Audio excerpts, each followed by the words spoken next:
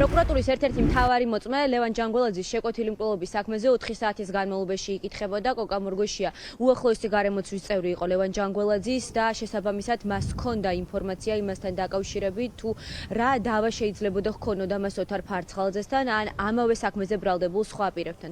სწორედ დღევანდელი სასამართლო პროცესიდან გაირკვა ის, რომ პოლიტიკური გავლენები იყო ერთ-ერთი მთავარი мотиваცია, რის გამოც დაიძაბა ურთიერთობა ლევან ჯანგველაძეს და ოთარ ფარცხალაძეს შორის, თუმცა ეს არ ყოფილა ერთადერთი. დღეს დასახელდა რუსული სანქცირებული კომპანია Wildberries, რომელიც საქართველოში 2024 წლიდან ოპერირებს და დღეს კოკა მორგოშიას ჩვენებიდან გაირკვა, რომ სწორედ ამ პერიოდში დაიძაბა ურთიერთობა კიდევ ერთხელ ოთარ ფარცხალაძესა და ლევან ჯანგველაძეს შორის. არც ერთი მათგანი წესით ამ კომპანიისგან არ იღებდა ფინანსურ მოგებას, როგორც დღევანდელი პროკურატურის მოწმე ამბობს, თუმცა ისინი ეხმარებოდნენ სხვადასხვა დაინტერესებულ პირებს წილების სავარაუდო გადანაწილებაში.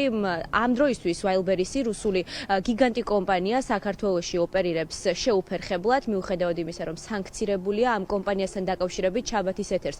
ვრცელი ჟურნალისტური გამოძიება ჯერ კიდევ თვეების წინ ჰქონდა მომზადებული და სწორედ ამ საგამოძიებო რეპორტაჟის ფარგლებში გაირკვა, რომ აღნიშნული კომპანიის ერთ-ერთი მფლობელი იყო პირი, რომელიც ასევე ქართულ ბანკის ერთ-ერთი ბოსი იყო და შემდეგში უკვე როდესაც აღნიშნული წილი გადააფორმა, ის საცხოვრებლად რუსეთში გადავიდა. ბუნებრივია ეს ყველაფერი დამატებით კითხვებს აჩენს იმასთან დაკავშირებით, რა კავშირები ჰქონდა სწორედ აი ამ რუსული სანქცირებული კომპანიის წარმომადგენლობას ქართულ ოცნებასთან, ბიძინა ივანიშვილთან, ან რატომ იყვნენ ჩარეულები ლევან ჯანგველაძე და ოთარ რომანოვ ფარცხალაძე აღნიშნული კომპანიის საქართველოში ოპერირების პერიოდში სავარაუდოდ ბიზნეს წილების გადანაწილებაში.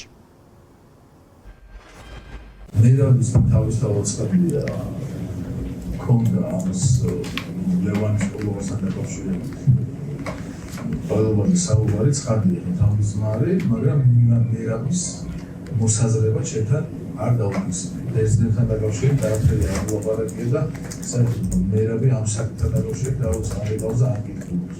ყოველთვის შევდივარ აუდიტორიებს შევდივარ და ძალიან ხშირად ლევანის ყველობამდე ძალიან უფრო ხშირად დავდივარ ლევანის ყველობამდე. ეხლა ვერ ვახდით კონფლიქტები ნაცისტები ლევანის და ოთარი და ლევანის შორის პასუხი გასაგებია.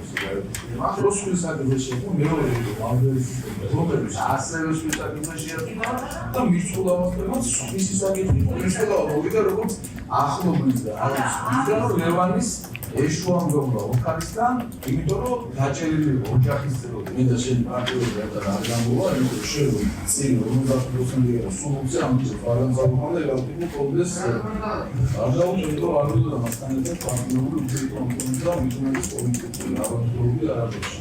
ჩვენი მაყურებელი ახლა პირდაპირ ეთერში ისმენს სხვადასხვა ტელეგრამ არხის მეშვეობით გავრცელებულ ჩანაწერებს სხდომის დარბაზიდან იმ ჩვენებიდან ამონარიდებს, რომელსაც რამდენიმე საათის განმავლობაში მოსამართლის წინაშე კოკა მორგოშია აძლევდა. კოკა მორგოშია საინტერესო მოწმე არის კიდევ ერთი გარემოების გამო. მორგოშიას ინფორმაციით ოთარ ფარცხალაძე ლევან ჯანგველაძის შეკვეთილი მკვლელობის შემდეგ უკვე აორგანიზებდა სწორედ მის ლიკვიდაციას და ამ საქმესთან დაკავშირებით დამოუკიდებელი სისხლის სამართლის წარმოება არის საქართველოში საგამოძიებო უწყებებში, რასაც ბუნებრივია მორგოშიას უკვე ჩვენება მიცემული აქვს.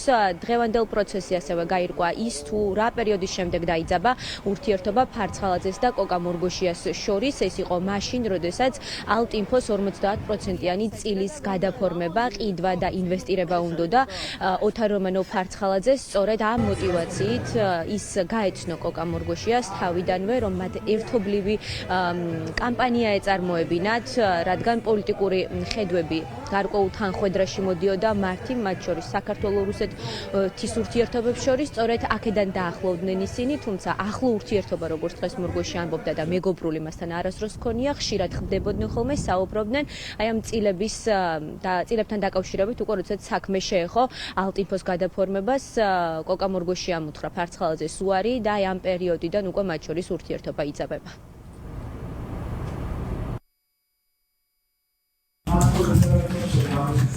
ანუ აზრი არ ქონდა, მე ფაქტობრივად ვუყარი, როცილი დაეთმოდა სიტყვაზე ინვესტიცია ჩაიდო ალპინოში, ეხლა განჩენი წარქმევა ტელევიზია ისეთი სპეციფიკური თემა შეიძლება შეკასაკი წაართვა, მაგრამ ტელევიზია სახეებია, რომელიც თუ არ აყოლებენ ტელევიზიას იმ შეფეთქ აზრი არ აქვს. თანამშრომლობა რომ ის შეიძლება და მე ვუყარი ვუხარი, შეკასაკი. თავისთავად ცხადია, ერთ-ერთი მთავარი ინსტრუმენტი იყო და არის ალპინო რუსეთ საქართველოს ურთიერთობებთან დაკავშირებით დააკეთა მე თავისუფლად და ესეთი მარტივი წასწრებები ალპინო არის ორგანიზაცია სადაც არიან სხვადასხვა სახეები გააკეთა მე მაგრამ თავისი ტელევიზია ოღონდ მან დაგამოვიდა ალპინოს გადახარდა ლევან ჯანგველაძის შეკვეთილი მკვლელობის საქმეზე პროკურატურა საკუთარი მტკიცებულებების გამოკვლევას ასრულებს. სავარაუდოდ განაჩენიც უკვე უახლოეს კვირებში გამოცხადება. შემდეგი სასამართლო პროცესი სასამართლოში ხვალ არის ისევ 11-ის ნახევარზე ჩანიშნული. ჯერჯერობით უცნობია, ვინ იქნებიან ის მოწმეები, ვისაც პროკურატურა წარმოადგენს და ასევე კითხვის ნიშნის ქვეშ რჩება, აპირებს თუ არა გამოძიოს სასამართლოსთვის ჩვენების მიცემას გიორგი მიქაძე, რომელიც ამ საქმეზე სამი ბრალდებულიდან ერთადერთია, ვინც განსასჯელის სკამზე ზის.